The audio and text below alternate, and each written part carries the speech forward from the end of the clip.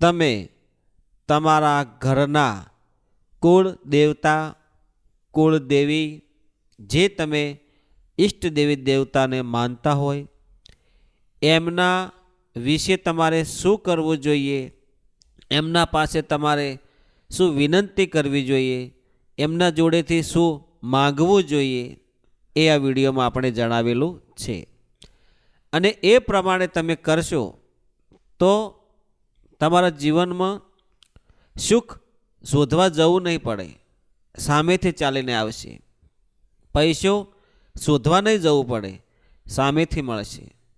ધંધો વેપાર નોકરી, બાળકોને શિક્ષણ સારું આપવું હોય, એમના ભવિષ્ય, બાળકોના લગ્ન, તમારા દરેક કામમાં બહુ મોટી સફળતા મેળવી હોય તો કુળદેવીમાં તમને માગ્યા વગર બધું જ આપશે.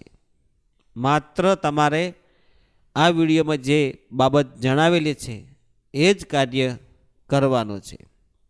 પણ મિત્રો, ટૂંકમાં એક વાત કહી દઉં કે તમે કોઈ પણ વસ્તુને પ્રાપ્ત કરવા માગો છો તે બહુ ઝડપથી નથી મળતી.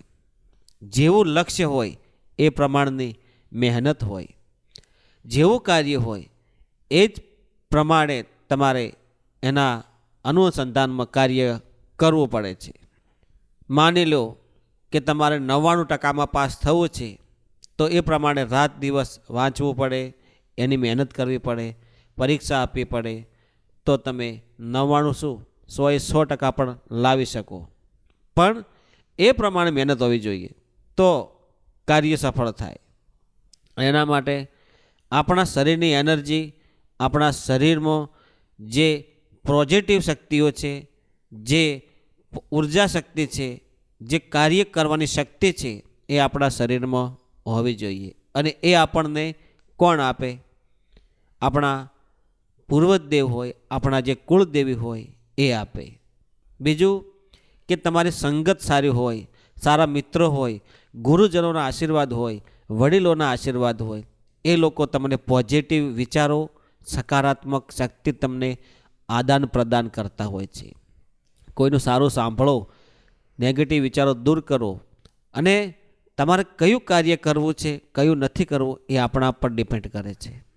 પણ આપણે આ વિડીયોમાં એટલું જ કરવાનું છે કે આપણે આપણા કુળદેવી જોડે શું માગવું જોઈએ. મિત્રો, પૂજાપાઠ, મંત્ર, વિધિ વિધાન બધા કરે છે. જે લોકો કુળદેવીને કુળદેવતાને માનતા હોય એ લોકો તો કરે જ છે. પણ દીવા ધૂપ અગરબત્તી કરવાથી તમને કુળદેવીમાં કશું આપતા નથી. પૂજા પાઠ, દીવા ધૂપ અગરબત્તી એ માત્ર ભક્તિનું એક સાધન છે. કે દીવો કરવો માતાજી આગળ, ભગવાન સામે, તો તમારું ધ્યાન થોડી વાર ચોંટે અને માતાજીમાં મન લાગે, ભક્તિમાં મન પરોવાય. ધૂપ કરો છો, માતાજીના ગુણગાન ગાઓ છો, માતાજીનું ભજન કરો છો, કીર્તન કરો છો, તો તમારું મન થોડી વાર ભગવાન પ્રત્યે, માતાજી પ્રત્યે મન લાગે અને એવું તમને અહેસાસ થાય કે અમે અમારા કુળદેવીનું, અમારા ભગવાનનું અમે ભજન કરી રહ્યા છીએ. પણ 365 દિવસ જો તમે માત્ર દીવા ધૂપ અગરબત્તી કરો પણ તમારા મનમાં જ્યાં સુધી પવિત્ર ભાવ, શુદ્ધ ભાવ ના હોય, નિસ્વાર્થ ભાવ ના હોય, સર્વ જગત કલ્યાણનો ભાવ જો હોય ને, તો કુળદેવીમાં પરમ કૃપાળુ પરમાત્મા, તમે જે ઈષ્ટ દેવી દેવતાને માનતા હોય એમની અસીમ કૃપા તમારા પર થાય. પણ મનમાં સાચો ભાવ હોવો જોઈએ અને પવિત્ર ભાવ હોવો જોઈએ. કોઈ આદ નહીં, વિવાદ નહીં, કોઈ મનમાં શંકા નહીં, સર્વ જગતનું ભલું થાય એવો ભાવ હોય તો તમારે દીવા ધૂપ કે મંત્ર જાપ કશું ના કરો ને તો પણ તમારા કુળદેવીમાં તમને તમારી બધી જ મનોકામના પૂર્ણ કરે છે. મિત્રો, વાત કરવાની છે આપણે કુળદેવી જોડે આપણે શું માગવાનું છે. કુળદેવી જોડે સવારે તમે વહેલા ઊભા થાઓ, માતાજીનું તમે જે નિત્ય પૂજાપાઠ કરતા હોય એ કરવાના છે. કુળદેવીમાંના ઈષ્ટ દેવી દેવતાના તમે જે પણ દેવી દેવતાને માનતા હોય એમના જોડે તમારે માત્ર ને માત્ર શુદ્ધ ભાવથી સાચા હૃદયના ભાવથી એમને વિનંતી કરવાની છે, હે કુળદેવીમાં, હે અમારા પૂર્વજ દેવ, તમે જે પ્રમાણે માગતા હોય એ પ્રમાણે, હે કુળદેવીમાં, અમને સદબુદ્ધિ આપજે, સદવિચારો આપજે, સકારાત્મક વિચારો આપજે, એનર્જી ઉર્જા આપજે, અમારાથી કોઈનું ખોટું ન થાય, અમારાથી કોઈ પણ ભૂલ ન થાય, કોઈ એવું કાર્ય ન થાય કે કોઈને નડતર અમે થઈએ, અમારા ધંધા રોજી રોજગારમાં અમને સારી એવી પ્રગતિ અપાવજે, અમારા સંગત સારી કરાવજે, સારા લોકો જોડે ઉઠક બેઠક કરાવજે, વડીલોના આશીર્વાદ અપાવજે, હે કુળદેવીમાં, તમે અમારી રક્ષા કરજો,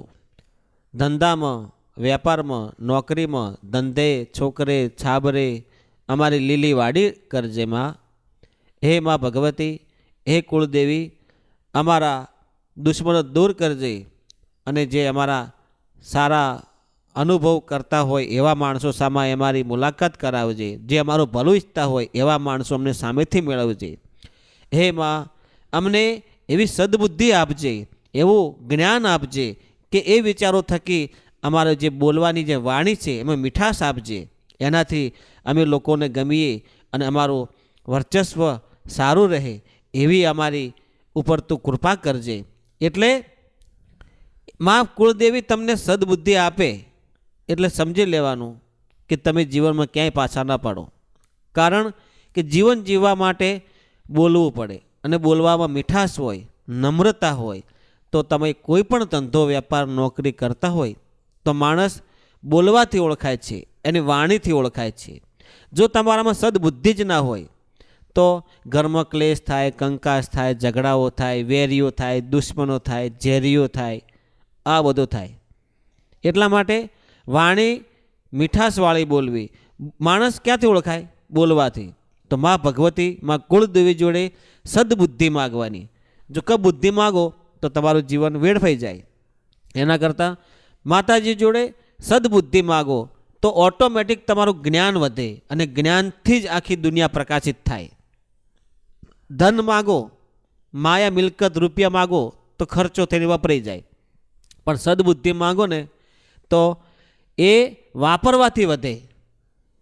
વાણી, વિચાર, સકારાત્મક વિચાર જો તમે લોકોને આદાન પ્રદાન કરો છો તો એ લોકો પણ એમના જીવનમાં ઉતારે તો એમનું જીવન પણ ધન્ય થઈ જાય છે. સારું સાંભળો, સારું બોલો તો લોકોને ગમે, તો તમે લોકોને ગમો તો તમારો પ્રભાવ સારો પડે ને, તો તમારો બીજી વખત કંઈક કામ અટકે નહીં. તો કહેવાનો અર્થ એ છે કે કુળદેવી જોડે બુદ્ધિ માગો, સદબુદ્ધિ, અને એમની અસીમ કૃપા માગો તો તમારા બધા જ કાર્યો સફળ થઈ જાય.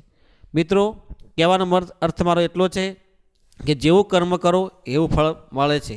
મિત્રો, તમે અથાશક્તિ કોઈને દાન કરજો, કોઈ ગરીબને મદદ કરજો, તમારાથી જે પણ થાય તો કોઈ ચકલાઓને ચણ, ગાયને ઘાસ, બ્રાહ્મણને, કોઈ ગરીબને મદદ કરજો, જેનાથી કુળદેવીમાં પ્રસન્ન રહે, તમારી બધી જ મનોકામના મા ભગવતી પૂરી કરે એવી હું આશા રાખું છું. અને મા કુળદેવી જોડે રૂપિયા, ધન, દોલત, માયા મિલકત ન માગતા સદબુદ્ધિ માગજો કે જેનાથી તમારું જીવન સફળ થઈ જાય. હવે મિત્રો, તમે જ્યાંથી પણ આ વિડીયો જોઈ રહ્યા હોય, સાંભળી રહ્યા હોય, તે તમારા ગામનું નામ, તાલુકાનું, જિલ્લાનું નામ લખવા વિનંતી કરું છું. તમારા પ્રતિભાવો કોમેન્ટમાં જણાવવા વિનંતી કરું છું કે અમારા મિત્રો શું જોવા માગી રહ્યા છે, શું સાંભળવા માગી રહ્યા છે, જેથી કરી અમે નવા વિડીયો સાથે તમારી સમક્ષ રજૂ કરીએ, આવી હું આશા રાખું છું. અને કુળદેવીમાને, ગુરુદેવજીને, ભગવાન ભોલેનાથને હું એવી પ્રાર્થના કરું છું કે આપ સર્વ મિત્રોને હેમખેમ સર્વ કુશળ મંગળ રાખે એવી હું વિનંતી કુળદેવીને કરું છું. જય ગુરુદેવ, જય માતાજી.